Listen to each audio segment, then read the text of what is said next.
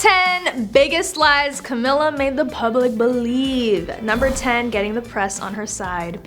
The new queen appears to have made a conscious effort to woo the very press that made her life hell for over a decade, displaying her strength and intelligence. According to royal biographer Penny Juror, she was seen out and about with Charles as soon as she got married, and when people met her, they were surprised by how warm, friendly, and funny she was. She impressed them. On top of that, on the grounds that she was agreeable to the press and accommodating to paparazzi, they composed cordial things about her and distributed great pics, and slowly, the general visibilities of her changed. Indeed, the new queen has managed to turn her relationship with the press from a nightmare into a fairy tale. But let's not forget that this is no ordinary queen we're talking about. Camilla is known for her sharp wit and quick comebacks, which she often uses to disarm any negative comments thrown her way. In fact, some say that Camilla is the one who has put the sass in the British royal family. With her infectious laugh and clever remarks, she has a way of making even the stickiest situations seem like a breeze. Number 9, Diana and Camilla's relationship. Believe it or not, but Camilla and Diana were once good friends. Diana even anticipated she would be a part of her social circle following the royal wedding, but she realized before she and Charles got married that Charles still had a flame for his former partner, even though Camilla was married at the time. Well, well, well, looks like we have a classic love triangle situation on our hands. Talk about some royal drama. But let's be real here. Who wouldn't want to be friends with the fabulous Princess Diana? She was a fashion icon and had the most adorable sons. Plus, she seemed like the kind of gal you could have a good laugh with over a cup of tea. But then Charles just had to go and complicate things by still being hung up on Camilla. Come on, Charles. It's not like you don't have enough options as the future king of England. Can't you pick someone who isn't already married if you're gonna have an affair? And let's not forget about Camilla in all of this. She must have been feeling pretty awkward being friends with Diana while knowing that she was the reason for her future husband's heartache. Talk about an uncomfortable third wheel situation. But in all seriousness, it's a shame that things couldn't have worked out differently. It would have been nice to see Camilla and Diana become BFFs and take on the world together. Number 8, Queen Elizabeth and Camilla. Many of us knew the queen to be a small woman with colorful clothing and great hats, but she clearly knew how to stand her ground. By doing so, she helped to create a very awkward situation with Camilla in December of 2020. As noted by Express, Camilla joined the Queen, Charles, and other senior royals in an event. Body language expert Judy James explained there was a lot of unspoken tension that day between the monarch and Camilla. In her signature witty style, the queen made sure to stand in between Charles and Camilla, making it clear that she would not be overshadowed by her son's wife. She even angled herself slightly towards Camilla as if daring her to try and edge closer to the spotlight. But that is not the first time that Queen Elizabeth used her clever body language to assert her dominance. In fact, she has a long history of using subtle gestures and positioning to make her presence known. Number 7, Charles and Camilla's wedding. Charles's wedding to Camilla was full of tension. First of all, Queen Elizabeth refused to attend the ceremony. And while she had given her formal approval for the couple to tie the knot, she did not show up at the actual wedding, making for a rather awkward turn of events. While many speculated that her lack of attendance was a sign that she didn't approve of the marriage behind closed doors, it was reported the Queen didn't attend the wedding because she is the head of the Church of England and didn't want to publicly promote divorce and remarriage. Sure. However, the absence of the Queen wasn't the only strange occurrence at the wedding. The Queen's corgis, who are always present and well-behaved at royal events, were noticeably absent from the wedding. It seems that they too disapproved of Charles' second marriage and decided to boycott the ceremony. But perhaps the most awkward moment was when Camilla accidentally said, "I take thee, Charles," instead of the traditional, "I take thee to be my lawfully wedded husband." This slip-up caused quite a stir and was seen as a bad omen for their marriage. Some even joked that Camilla's mistake was foreshadowing of their rocky relationship ahead. Number 6, Camilla and Kate. Camilla was spotted with Kate and Queen Letizia of Spain at an event in 2019 where Kate was accused of intentionally ignoring Camilla during their conversation with Letizia, as the then Duchess of Cornwall was pretty much just left in the background of a conversation between the other two royals.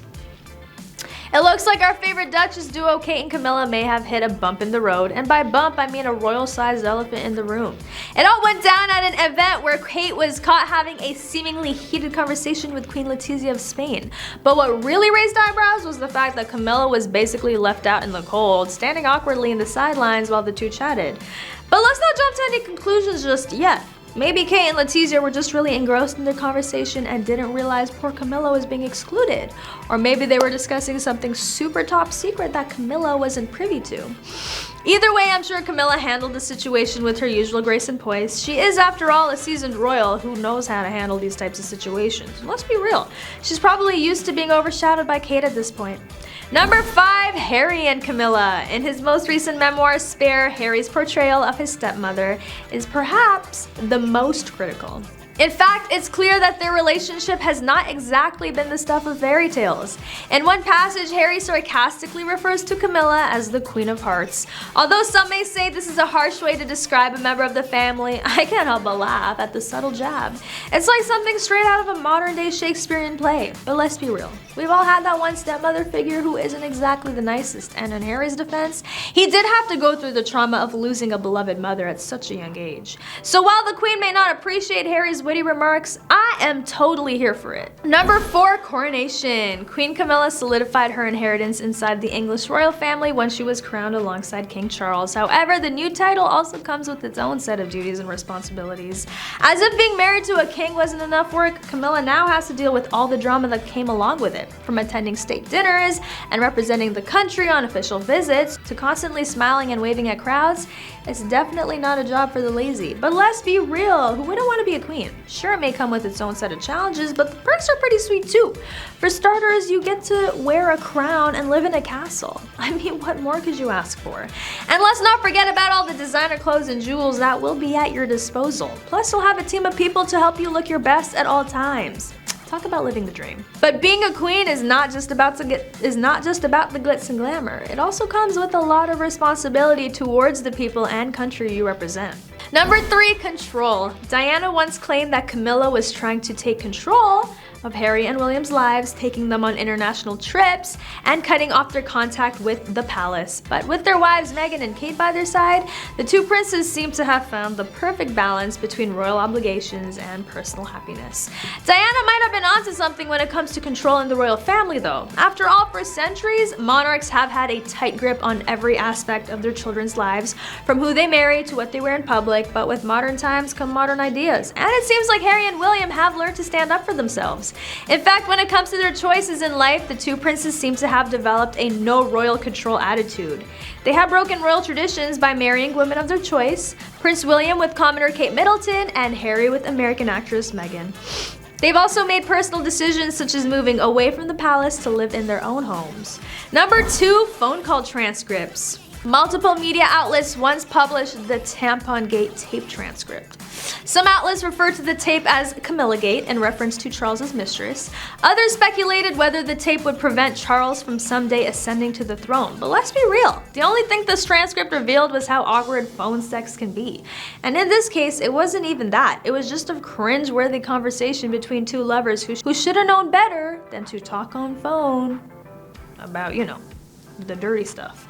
It's almost comical how they kept calling each other darling and sweetheart while trying to keep the tension alive. But let's not forget that this is royalty we're talking about, so it's no surprise they have a different way of expressing their desires. Instead of saying I want you or I need you, they use phrases like I miss you dreadfully and my heart sings when I think of you. Did you like my British accent?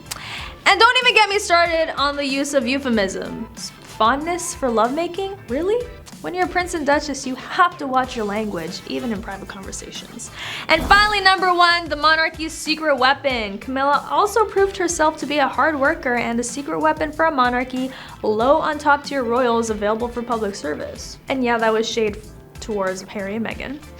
She's now the patron of more than 90 charities and has a camaraderie with the public few other royals can claim. That's right, Camilla is like the queen of multitasking. She can juggle a ridiculous number of charities, all while maintaining her composure and witty humor. It's almost like she has a superpower or something. And let's not forget about her unique camaraderie with the public.